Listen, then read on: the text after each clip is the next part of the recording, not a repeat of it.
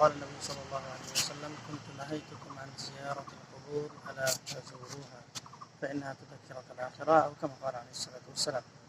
আলহামদুলিল্লাহ, প্রশংসা আল্লাহ রাব্বুল আলামিনের, যিনি আমাদের সৃষ্টিকর্তা, যিনি সব কিছু পরিচালনা করেন। আলহামদুলিল্লাহ, দরুদ সালাম বর্ষিত হোক আমাদের প্রিয় নবী মুহাম্মদ রাসূলুল্লাহ সাল্লাল্লাহু আলাইহি ওয়াসাল্লামের প্রতি সাল্লাল্লাহু আলাইহি ওয়াসাল্লাম।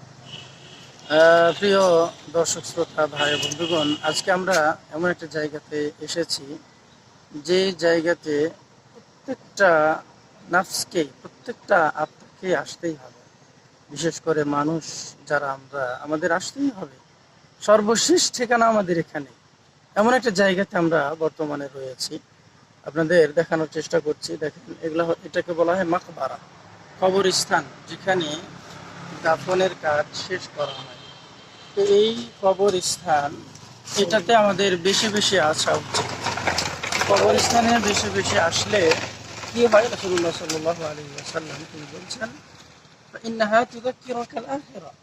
এই কবরস্থানে আসলে, কবর জিয়ারত করলে এটা আখিরাতকে বেশি বেশি আমাদের স্মরণ করিয়ে দিবে। আমরা দুনিয়া নিয়ে একেবারেই সব কিছু করছি, দুনিয়ার ভালোবাসার জন্য যা করা প্রয়োজন সব কিছু করছি, কিন্তু আমাদের সর্বশেষ যে একটা ঠিকানা রয়েছে, আমাদের আখিরাত রয়েছে, আখিরাতের সর্বপ্রথম যে ধাপটা, সেটা হচ্ছে কবর। এই কবরে আমাদের আসতেই হবে, এটা আমরা একেবারে ভুলে গিয়েছি। ভাইরা আমার, এই কবরকে ভুলে গেলে হবে না, মাঝে মাঝে আমাদের আসা উচিত কবরে। কবরে আসলে আমাদের আখিরাতের কথা যেমন স্মরণ হবে, ঠিক তেমনই ভাবে এই কবরে যে মানুষগুলো বর্তমানে রয়েছে, সাহিত্য রয়েছে, কবরস্থ করা হয়েছে, তারা হাহাকার করছে। তাদের একটি চাওয়া পাওয়া, আমাদের জন্য কেউ দোয়া করছে না কেন? আমাদের দোয়া করা উচিত। আমাদের বাবা মা, আত্মীয় স্বজন, পাড়া প্রতিবেশী, তারা মৃত্যুবরণ করেছে, তাদের কিছুই নেই আর। আমরা সকলেই জানি যে তাদের আমলগুলো সবগুলো বন্ধ হয়ে গিয়েছে। এখন আমাদের দোয়া, এই দোয়াটা তাদের কাছে পৌঁছাবে। এজন্য বেশি বেশি আমরা সকলে কবর জিয়ারতের জন্য, যে কবরগুলো আমাদের আশপাশে রয়েছে অথবা যেখানে দেখবো সেখানে গিয়ে যে দোয়াটা রয়েছে সেই দোয়াটা পড়ে তাদের জন্য দোয়া করার চেষ্টা করব। রাসূলুল্লাহ সাল্লাল্লাহু আলাইহি ওয়াসাল্লাম হাদিসের অনুযায়ী আমাদের এই দোয়াটা পড়তে হবে। আসসালামু আলাইকুম ইয়া আহলাল কুবুর মিনাল মুমিনিনা ওয়াল মুসলিমিন ওয়া ইন্না ইনশাআল্লাহু বিকুম লাহিকুন আসআলুল্লাহ লানা ওয়া লাকুমুল আফিয়া, অথবা অন্যভাবেও থাকতে পারে।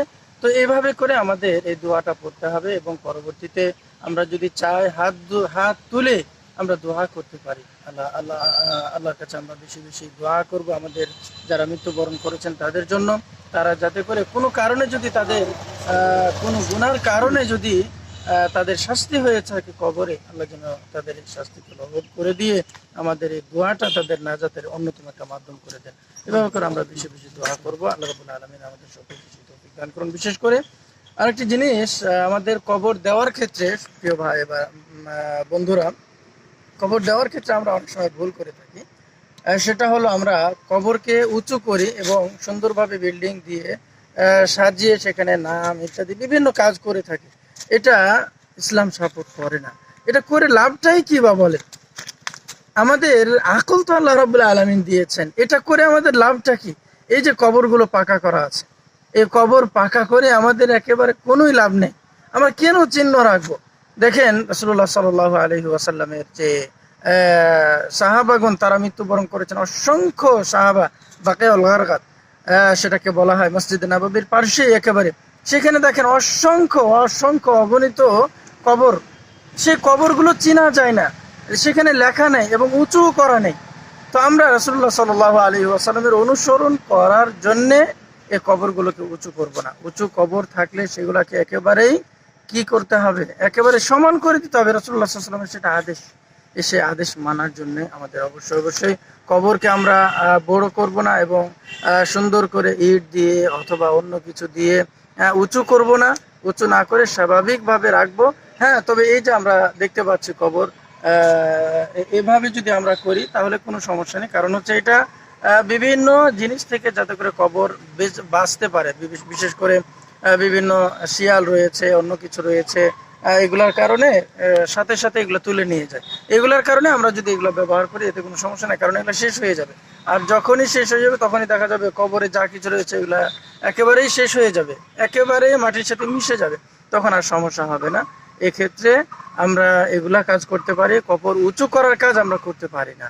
এই জন্য আসুন আমরা সকলেই রাসূলুল্লাহ সাল্লাল্লাহু আলাইহি ওয়াসাল্লামের অনুসরণ করে আমাদের জীবনকে পরিচালনা করে সর্বশেষ যে স্থান মানুষকে আমরা রেখে যাই সেই স্থানেও